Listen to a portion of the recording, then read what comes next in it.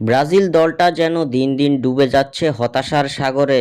একের পর এক ম্যাচে হোঁচট খেয়ে বিশ্বকাপের খেলাটাই এখন শঙ্কায় পড়ে গেছে ব্রাজিলের। শেষ হয়েছে চলতি বছরের ফিফা উইন্ডোর সবগুলো ম্যাচ। কনমেবল অঞ্চল থেকে চলতি বছরের বিশ্বকাপ বাছাই পর্বের ম্যাচ শেষে পয়েন্ট টেবিলে ব্রাজিলের যে অবস্থান সেটা মোটেও স্বস্তি দিবে না ব্রাজিল ভক্তদের। বিশ্বকাপ বাছাই পর্বের পয়েন্ট টেবিলে ব্রাজিল অবস্থান করছে পঞ্চম স্থানে। 12 ম্যাচে 5 জয়, 3 ড্র ও 4 হারে সেলেসাওদের পয়েন্ট 18। বিশ্বকাপ বাছাই পর্বে ব্রাজিলের হাতে বাকি আছে আর 6টি ম্যাচ।